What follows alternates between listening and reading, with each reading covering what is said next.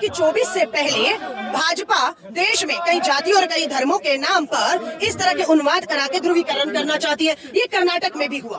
कर्नाटक में बजरंग दल के रोल को देखते हुए, भूमिका को, हमारी सरकार ने कहा कि कर्नाटक में सरकार आएगी, बजरंग दल पर बैन लगेगा। प्रधानमंत्री जी कर्नाटक में कूदे और कहे नहीं, ये बजरंग दल पर बैन, बजरंग बली का अपमान। मुंह तोड़ जवाब मिला कि ये नहीं है, ये अराजक तत्व है और ये अगर देश को धर्म जातियों के नाम पर नंगी तलवारें लेकर अल्पसंख्यकों को इस तरह से कहिए। जाइए ना नू, जाइए अपने उन इलाकों में, है ना, वहाँ के लोग, आज जाटों को कहा गया आप हिंदू एक हो जाइए। मैं सलाम करती हूँ जाट पंचायतें जो हरियाणा की है, उन्होंने विश्व हिंदू परिषद बजरंग दल के इस प्रस्ताव को नकार दिया। उन्होंने कहा 75 साल आजादी के हो गए, हम सब एक ही रहे और कभी भी धर्म के नाम पर हरियाणा जला नहीं है। आज हरियाणा को सोचना है कि हरियाणा पे ये धब्बा, ये दाग लगाने का काम डबल इंजन की 100% संरक्षण है और मोनू मानेसर राजस्थान की धरती पर कतई नहीं है, हो भी नहीं सकता, क्योंकि उसे पता है वो राजस्थान की बाउंड्री में घुसेगा, 1 मिनट भी टिक नहीं पाएगा। उसको पूरा प्रोटेक्शन छुपा के रखने का काम भाजपा की सरकार हरियाणा या असम में हो रहा है। हरियाणा की सरकार तो बोल रही है राजस्थान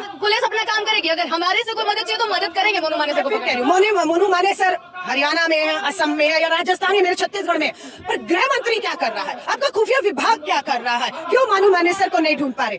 सिद्धू मूसेवाला के हत्यारों को 1 साल बाद पुलिस विदेश जाती है और विश्नोई के भतीजे भांजे को वहां से पकड़ के ला रही है और यहाँ जो मोनू मानेसर है उसे नहीं पकड़।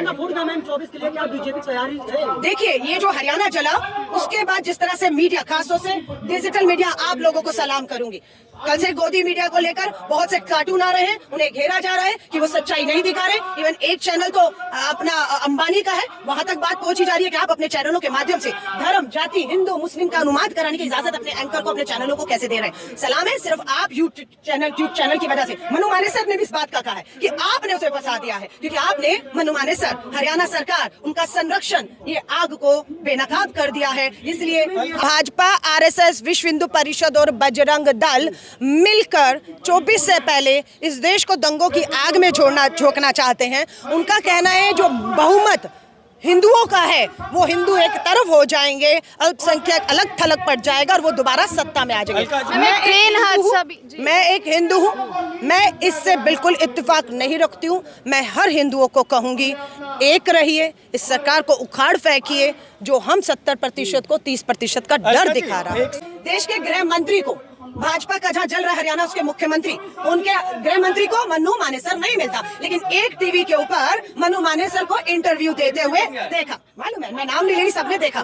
हाँ, उसके बावजूद अगर वो पकड़ा नहीं जाता, देश के गृह मंत्री अमित शाह जी आपसे इस्तीफा दे दीजिए। आप आतंकियों को क्या पकड़ेंगे अगर आपसे एक अपराधी भारत के अंदर नहीं पकड़ा जाए? देखिए, आपको इस बात से समझ आ जाएगी, जो रेलवे सुरक्षा बल का जो जवान है उसने क्या बोला। उसने 4 या 5 लोगों को मौत के घाट उतारा, 4, जिसमें से 3 मुस्लिम, और ये कहते हुए कि हिंदुस्तान में रहना है, मोदी योगी को वोट करना है और पाकिस्तान, ये जहर नफरत का भर दिया गया। और ऐसे बहुत घातक मानव, मैं कहती हूँ मानव क्या कहें, एक बम, हाँ, यहाँ हमारे आसपास घूम रहे हैं। उनके दिमाग में, उनके दिलों में इतनी नफरत और हेट पहुंचा दी गई है सिर्फ सत्ता वापस हासिल करने के लिए। मैं सबको कहूंगी, हिंदू आप भी हैं, हिंदू मैं भी हूँ, और ये हिंदू मुस्लिम की लड़ाई नहीं, इस देश की लड़ाई है। राहुल गांधी जी की भारत जोड़ो यात्रा भी इसी मकसद से निकाली गई थी, क्योंकि हमें पता था 24 आ रहा है, ये देश को आग में झोंका जाएगा। आपसे फिर कहूंगी, एक और भारत जोड़ो की यात्रा की जो है एक जरूरत महसूस कर रहा है देश, और हम इस भारत को किसी कीमत पर। जिस तरह से बीजेपी आईटी सेल ने बताया था, जो चेतन सिंह था, कि वो मानसिक दिवालिया है,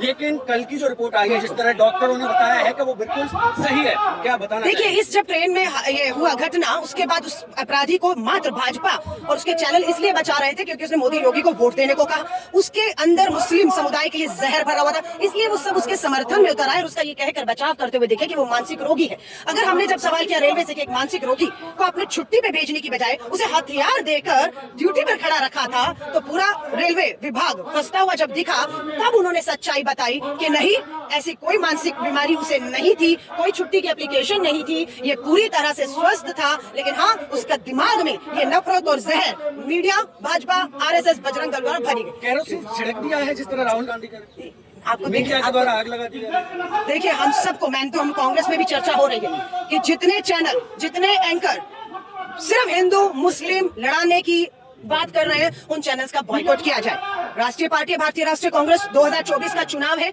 मत है, हमें अपनी बात को रखना है, लेकिन कुछ लोगों का मत है नहीं, इनकी दुकानें बंद होनी चाहिए गोदी मीडिया की, हमें इन डिबेट में नहीं जाना चाहिए। और मुझे लगता है ये यूट्यूब चैनल का अब समय है, लोग आपको देखना ज्यादा पसंद कर रहे हैं, टीवी चैनल लोगों ने बंद कर दिए हैं और हमारी भी कोशिश है। क्या आज से आप डिबेट में किसी चैनल में बहिष्कार करेंगे? अभी एक राष्ट्रीय चैनल पे 2 दिन पहले डिबेट थी, मैं जैसे ही उस पे बैठी, सामने से 3 भाजपा के बजरंग दल, विश्व हिंदू परिषद के जहरीले उगलने वाले लोगों को बुलाएगा। मैंने 1 मिनट में चैनल की लाइव डिबेट आज तक पर थी, छोड़ दी उसको, और पार्टी को इसका कहा कि कम से कम आप मजबूर मत करिएगा कि मैं इन चैनलों पे जाऊं, ऐसे एंकर और ऐसे लोगों के साथ हम बात करें कि लोगों को हम शांत करने की बजाय खुद उकसाते हैं। ध्यान भटकाने की हिंसा हुई है। बिल्कुल, ये भी बात है। मणिपुर लगातार जल रहा है, संसद में मांग उठ रही है, प्रधानमंत्री जी आए, जवाब दे, राष्ट्रपति शासन लगे, सुप्रीम कोर्ट में मणिपुर की जो सुनवाई से सारा ध्यान भटकाने के लिए ध्यान मणिपुर से हरियाणा की तरफ लाया गया, लेकिन लोगों ने मंसूबे फेल कर दिए। हरियाणा के लोग शांति प्रिय हैं, कभी दंगे धर्म पे नहीं हुए, वापस एकजुट हो गए।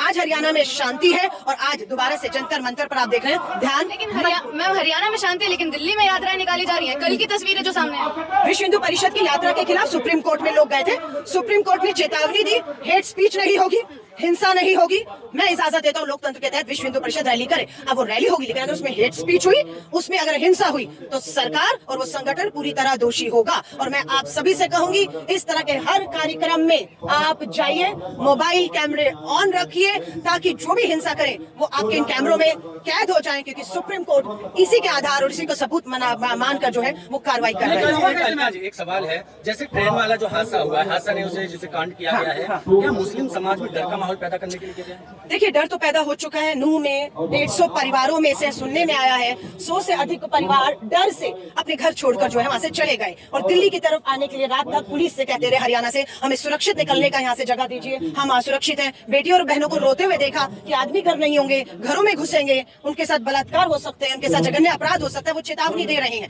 अगर उसके बावजूद भी कुछ होता है तो आप सोच लीजिए कौन जिम्मेदारी होगा। बार बार मणिपुर की घटना पे बताते रहे, हरियाणा हिंसा की जानकारी स्थानीय खुफिया सरकार के पास थी, लेकिन ये रोक नहीं पाए। अब अगर बेटियां कहती हैं कि अल्पसंख्यक परिवारों के घरों में घुसकर अगर ये उपद्रवी बेटियों पर हाथ डालते इज्जत पर, तो फिर सरकार को आप और बताएं। जो है राजस्थान से छत्तीसगढ़ से जा रही है। सुप्रीम कोर्ट ने इसका जवाब दिया कि प्रधानमंत्री जी संसद में चर्चा से पहले 20 जुलाई को आकर मणिपुर की तुलना पूरे देश से कर देते हैं। सभी मुख्यमंत्री से अपील करता हूँ, एक जनरल अपील कर गए, मणिपुर पे शांति की अपील नहीं की। 90 दिन से आपके डबल इंजन की सरकार में वो चल रहा है, बेटियों के साथ जगह कुछ नहीं बोला। सुप्रीम कोर्ट ने भी क्या कहा, आप क्या चाहती है सरकार कि मैं या तो सारे देश पे बोलूं या मणिपुर पे ना बोलूं। मेरे पास मणिपुर की बेटियां आई हैं और मणिपुर 90 दिन से चल रहा है। 60,000 मणिपुर में लोग राहत शिविरों में हैं, स्कूल कॉलेज काम धंधे सब बंद हैं, इसलिए मणिपुर की तुलना राजस्थान छत्तीसगढ़ से करके सरकार बच नहीं सकती है। स्मृति ईरानी जी ने भी यही बोला संसद में जब उनसे बातचीत की गई, तो कितना गुस्से वाला उनका एक रूप सामने आया। सुना आपने, और फिर निर्मला सीतारमण जी ने पलट कर भी तो देखा कि मणिपुर की आग में, अभी तक तो पंडित जवाहरलाल नेहरू जी इनके हर चीज के पीछे दोषी थे, आज मणिपुर की आग में मीडिया के बीच में, आप सबके बीच में राहुल गांधी जी गए, खुली किताब की तरह गए, कहाँ गए, किनसे मिले, क्या बात हुई, गवर्नर को सब है। अब ये बौखलाहट है, स्मृति ईरानी महिला बाल विकास मंत्री के तौर पर पूरी तरह फेल हो गई है।